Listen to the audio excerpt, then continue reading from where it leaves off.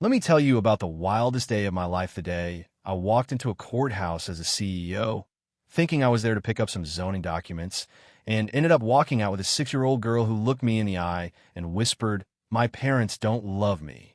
I mean, come on, nothing in my entire career had prepared me for that.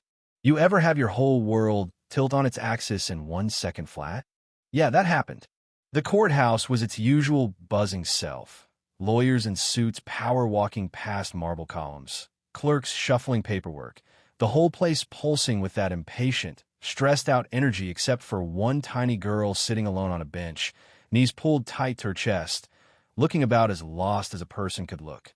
At first, I almost walked past her, but something about the way she was curled up, hugging a battered little backpack, just made me stop.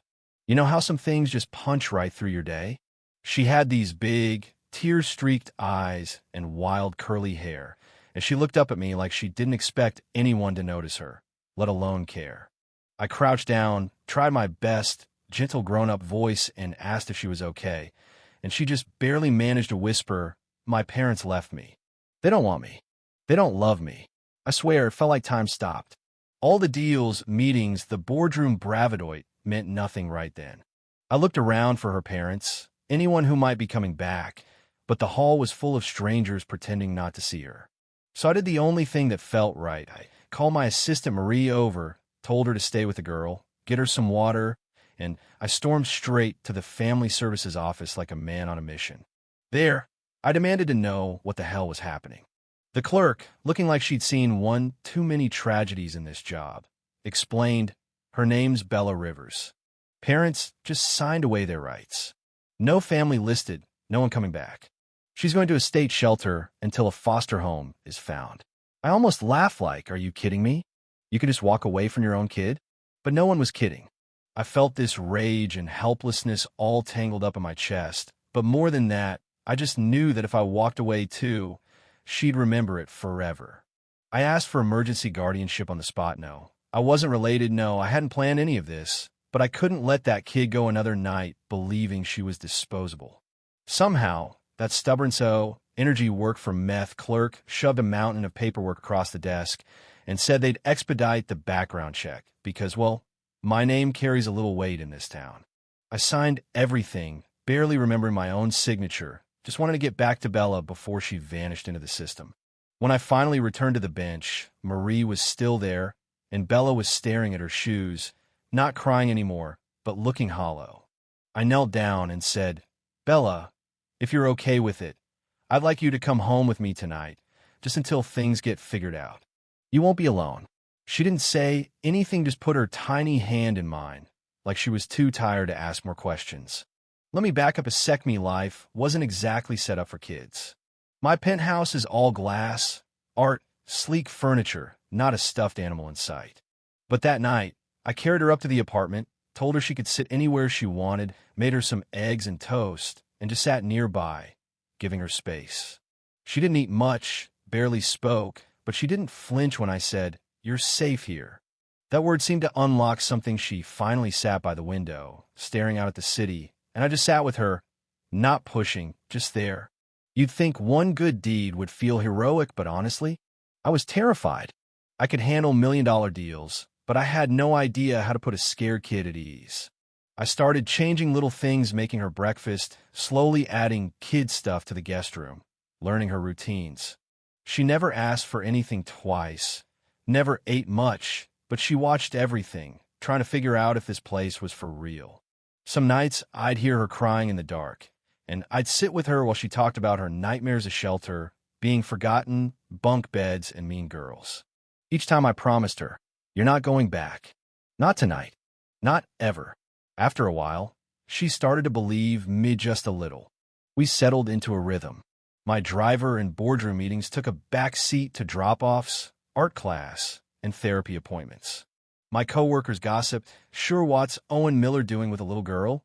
But I didn't care. Something bigger had taken root in my life. With time, Bella started joining me in the kitchen, sitting closer, even giggling when I messed up baking.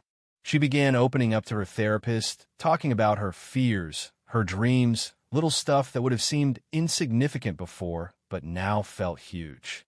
I was just there, listening, making sure she knew she mattered. One night, Bella asked if she could call me something other than Mr.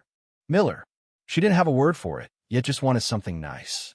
Let me tell you, I would have handed her the moon if she'd asked. Then, just as things were starting to feel steady, I got a call from social services her biological mom had filed to regain custody. My heart just about stopped. Legally, she'd done rehab, got a new apartment, but when the hearing came, she didn't even look at Bella, didn't seem to care at all. When asked to say something to her daughter, she shrugged and said, "She's still little. She'll get over it." Yeah, that was the twist I didn't see coming. Sometimes the law gets it wrong. But that day, the judge saw the truth. My lawyer presented evidence of how Bella was finally healing. The therapist read a letter Bella had written about feeling safe, having stories read to her, not being afraid at night. The judge made her ruling. Custody would stay with me. Bella turned to me, eyes wide. "Does this mean I don't have to leave?" I squeezed her hand. "You're already home, sweetheart." From that day, our lives changed for real. She started trusting, coming to the kitchen in the morning, painting her room lavender, singing to herself at bedtime. Claire, a friend who'd become like family, was always around, never pushing, just quietly caring for us both. Eventually, Bella asked if she could call me Dad. I almost lost it right there, tried to play it cool, but yeah, I cried a little when I said yes. We became a family in all but paperwork. One afternoon at the park, under blooming cherry trees, I handed Claire a ring and asked if she'd marry me to fix us, but because she was already part of our world. Bella watched, pretending not to, then came over and asked, "Does this mean you'll really stay forever?" Claire knelt and said, "Only if you want me to." For the first time, Bella hugged us both at once, her little arms around our necks, and I thought, this is what a miracle looks like. Adoption day was warm, bright, with Bella in a white dress, Claire glowing. My friends and family gathered. The judge asked, "Do you understand this is forever?" And I said yes, but honestly, my heart had already decided long ago. When she asked Bella if she wanted me to be her dad, Bella just smiled and said, "He already is." And just like that, she became Bella Miller. No more waiting, no more doubt, just home. We celebrated on the rooftop, string lights glowing, wildflowers everywhere, Bella laughing, Claire by my side. That night, Bella curled up in my lap, adoption certificate in her hands, and asked, "Does this mean I'm really yours forever?" I pulled her close. "Yes, forever." She smiled and said, "Good. I don't want to go anywhere else."